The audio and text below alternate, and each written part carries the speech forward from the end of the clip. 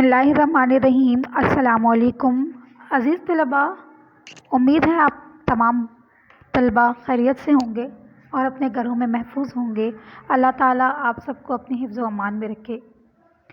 तो चलते हैं स्टूडेंट्स सबक की बक़िया वजाहत की तरफ। जैसा कि गुज़िश्ता क्लास में आपको सबक रिश्ता नाता की वजाहत की गई थी और सबक की तवालत के सबब मुकम्मल वजाहत नहीं दी गई थी, तो सबक की बक़िया वजाहत का आगाज़ करते हैं।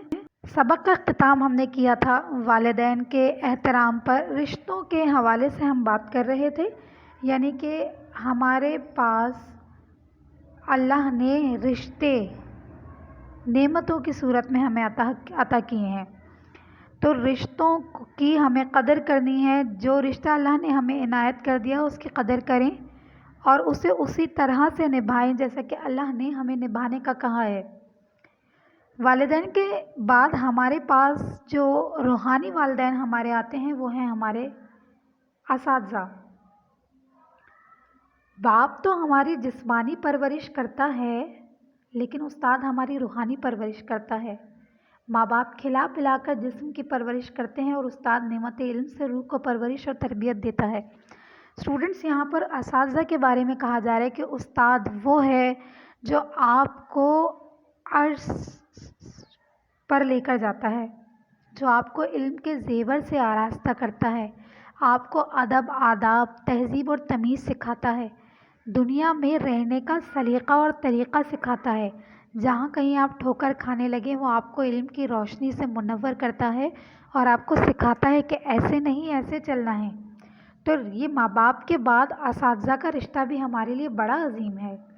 माँ बाप के इलाक़े से दो सिलसिले क़राबत के जारी होते हैं, यानी ददेहाल और ननिहाल। दादा दादी, नाना नानी के बाब में इतना ही काफ़ी है कि जब वो माँ बाप के बुज़ुर्ग हैं तो तुम्हें भी वाजिब है कि तुम उनका अदब करो, क्योंकि वो बुज़ुर्गों के बुज़ुर्ग हैं और चूँकि उनका रुतबा और अक़ल बनिस्बत माँ बाप के ज़्यादातर पुख्ता है।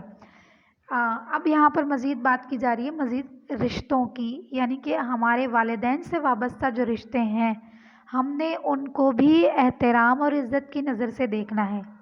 हमने उनका भी उसी तरह एहतराम करना है जैसा कि हम अपने वालिदैन का करते हैं। जैसा मैं अपनी माँ का एहतराम करती हूँ वैसा ही अपनी माँ के रिश्तेदारों का भी करूँ, और जैसा कि मैं अपने वालिद का एहतराम करती हूँ वैसा ही मुझे अपने वालिद के रिश्तेदारों का भी करना चाहिए।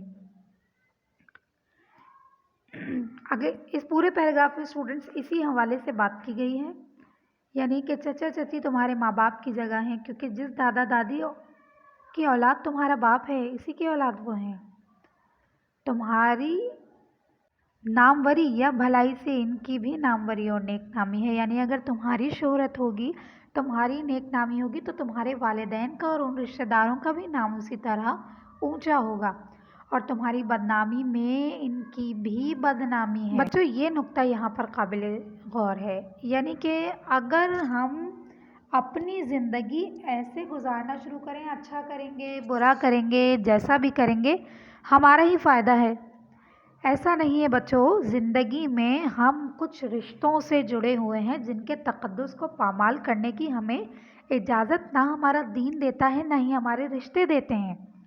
यानी कि ज़िंदगी में अगर कोई नेक काम कर रहे हैं तो नेक नामी हमारी, हमारे वालिदैन और रिश्तेदारों की है, लेकिन अगर कोई गलत काम कर रहे हैं तो ऐसा नहीं है कि उसकी बुराई सिर्फ हमसे मुंसलिक रहेगी, उसकी बुराई हमारे वालिदैन से मुंसलिक हो जाएगी, हमारे रिश्तेदारों से भी मुंसलिक हो जाएगी और लोग कहेंगे कि देखो ये ऐसे गलत काम करने वालों की औलाद या उनका रिश्तेदार है। लिहाजा किसी भी किस्म के इक़दाम से पहले अपने वालिदैन का, अपने उन रिश्तों का सोचना चाहिए जिनके वजह से हम आज कुछ मुकाम रखते हैं। आगे अगले पैराग्राफ पे कह रहे हैं फूफी और फूफा को भी माँ बाप के बराबर समझना चाहिए। वही जैसा कि हम अपने वालिदैन का एहतराम करते हैं, उनकी इज़्ज़त और तकरीम करते हैं, ऐसे ही हमें अपने वालिदैन से वाबस्ता रिश्तों की भी करनी चाहिए। मिसल मशहूर है कि माँ बेटे दो ज़ात और फूफी भतीजे एक ज़ात, यानी कि वालिद से चूँकि नस्ल चलती है और वालदा अलग ख़ानदान से होती हैं, इसीलिए माँ और बेटी तो दो ज़ात की यानी अलग अलग ज़ात की हो सकती हैं, लेकिन फूफी اور भतीजे एक ही ज़ात के होते हैं। बाप और फूफी एक बाप की औलाद हैं। आगे वजाहत भी कर रहे हैं, बाप और फूफी क्योंकि एक ही बाप की औलाद हैं इसीलिए एक ज़ात हैं। और माँ कभी गैर ज़ात से भी होती है, यही सबब है कि फूफी और भतीजी एक ज़ात की कहलाएंगी। चूँकि बाप और फूफी का एक ही रिश्ता होता है, लिहाजा कभी माँ तो दूसरी ज़ात की हो सकती है लेकिन बाप और फूफी की एक ही ज़ात होगी। यही सबब है कि फूफी अक्सर भतीजे को बहुत प्यार करती है। अमूमन आप अगर देखें बच्चों के ननिहाली रिश्तों से ज़्यादा आप ददिहाली रिश्तों से ज़्यादा मोहब्बत क्यों करते हैं? क्योंकि फूफी जो है वो अपने भतीजा भतीजी से ज़्यादा मोहब्बत करती है। बस तुमको भी वैसा ही हक़ पहचानना चाहिए। अगर आपकी फूफी ने आपके साथ इतनी मोहब्बत की है तो आप भी भतीजा होने के नाते उनसे वैसी ही मोहब्बत जताएं। उनका जो हक़ है वही अदा करें। तुम उनका हक़ अदा करो। उनका हक़ तुम पर यह है कि तुम इनकी खिदमत और ताज़ीम करो। तुम्हारा हक़ उन पर यह है कि तुम पर शफ़क़त बुज़ुर्गाना रखें। मतलब हमारा फ़र्ज़ क्या है? अगर आप फूफी का रिश्ता रखते हैं तो आपका फ़र्ज़ क्या है कि आप उनके साथ मोहब्बत के साथ पेश आएँ, शफ़क़त के साथ पेश आएँ, अच्छा रवैया रखें। और आपके भतीजे की क्या ज़िम्मेदारी है, भतीजा हो या भतीजी हो, कि वो भी आपके साथ मोहब्बत का सलूक रखे, आपकी इज़्ज़त करे, ताज़ीम करे, ऐसे ही जैसी कि वो अपने वालिद की करती है। इसी तरह मामू ममानी खाला खालू सब बुज़ुर्ग माँ बाप के बराबर हैं। अक्सर मामूओं को देखा गया है कि वो अपने भांजों की ख़ुद परवरिश करते हैं और ऐसी मोहब्बत इनसे करते हैं कि वो माँ बाप को भूल जाते हैं। बल्कि जब बच्चे ज़िद करते हैं माँ बाप तंग होकर उन पर खफा होते हैं, लेकिन वो उन्हें खफगी दर तंबीह से बचाते हैं और सब नाज उनके उठाते हैं। तो बच्चों यहाँ पर ये बात की गई है, चाहे ननिहाली रिश्ता हो या ददिहाली रिश्ता हो, आपसे आपके बड़े चाहे मामू फूफी चचा जो भी रिश्तेदार हो वो आपसे मोहब्बत करते हैं।